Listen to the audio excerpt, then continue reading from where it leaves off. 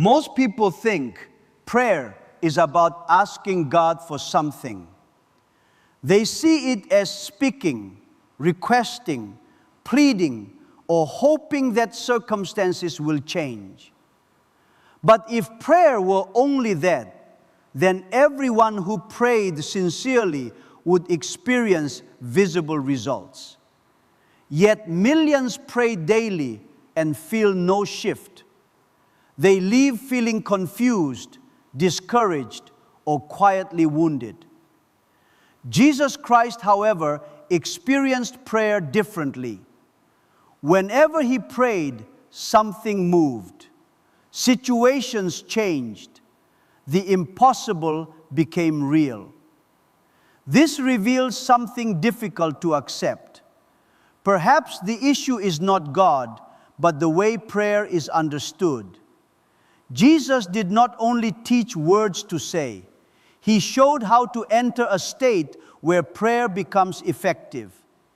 His method was not loud, emotional, or desperate. It was silent, it was inward, and it transformed everything. 1. Why modern prayer often feels powerless. Today, most prayer happens only at the level of thought. People speak to God while still filled with fear, uncertainty, and longing. They pray from anxiety instead of peace. They pray from emptiness instead of wholeness. When prayer comes from separation, it becomes a kind of negotiation. You hope God hears you. You hope He responds. You hope something changes. Jesus never approached prayer this way. He never acted as if God was distant. He did not try to persuade the Father. Modern prayer often reinforces separation. His prayer dissolved it. That difference explains why power flowed through him naturally. 2. The moment before Lazarus was raised. When Jesus stood before the tomb of Lazarus, his response was unexpected. He did not beg. He did not plead. He gave thanks before anything happened. This was not wishful thinking. It was certainty. He spoke from a state where the result already existed. Internally, the miracle was finished. The physical world was simply reflecting what was already true.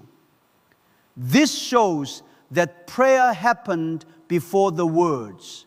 The words only expressed the alignment already present. 3. The pattern behind every miracle. Before every miracle, Jesus withdrew from people and noise. He stepped into solitude again and again. This was not escape, it was preparation. He went inward before acting outward. He entered silence before speaking with authority. He aligned himself before power moved. Silence was not optional. It was essential.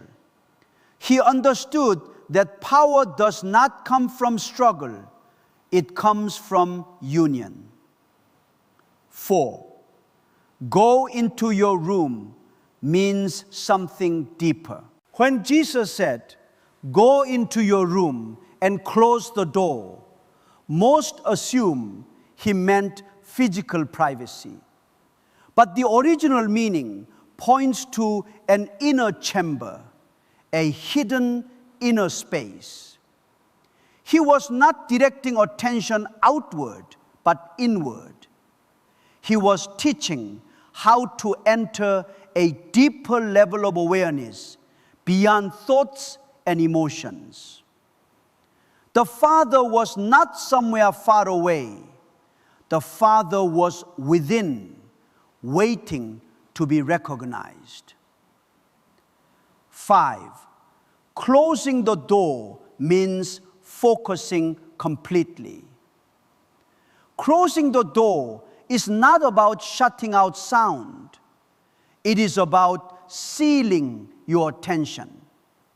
You close the door to fear, distraction, and restless thinking. As long as attention is scattered, prayer remains weak.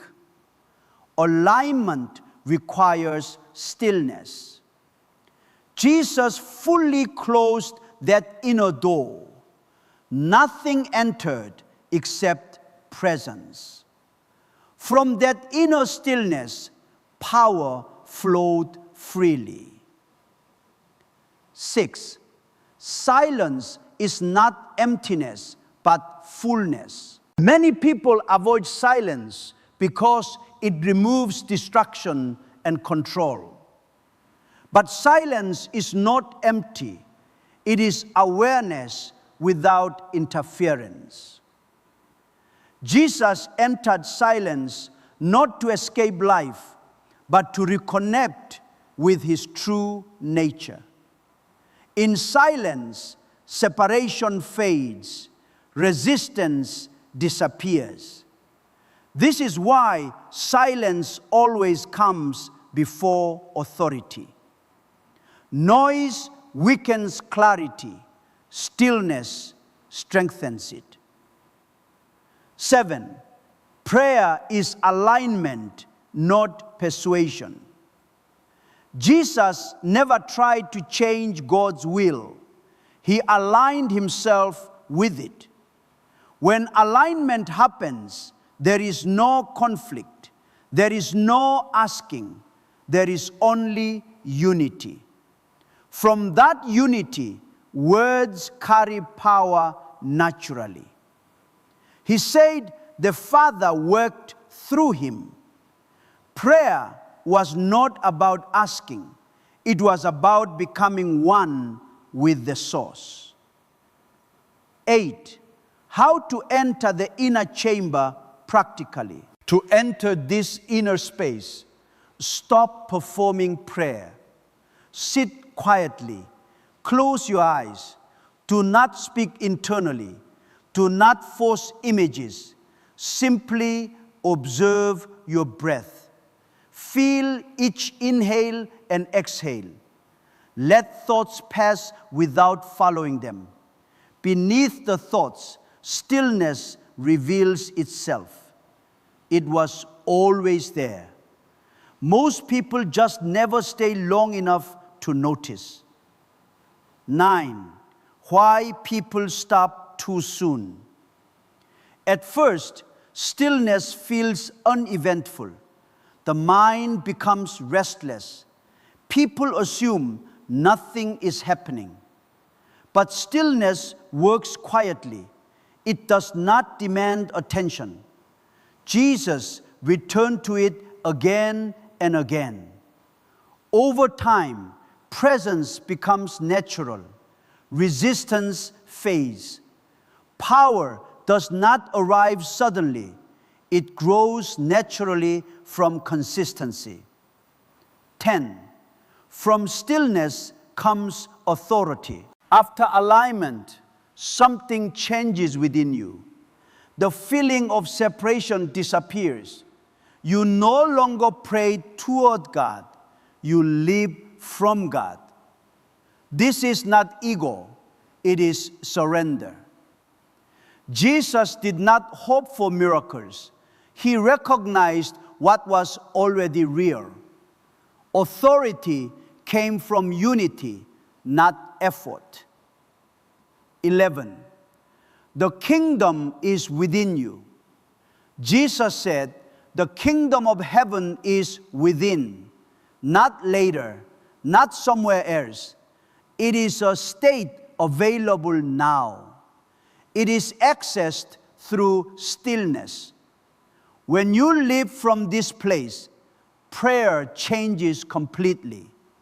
Life begins to respond differently. You stop forcing outcomes. You stop chasing answers. You move with alignment. To not only understand this, practice it. Even 10 minutes of stillness is enough to begin. No asking, no forcing, just presence, just silence. The inner chamber was never truly hidden. It was only overlooked. And when you learn to close the door, you realize something profound. You were never separate.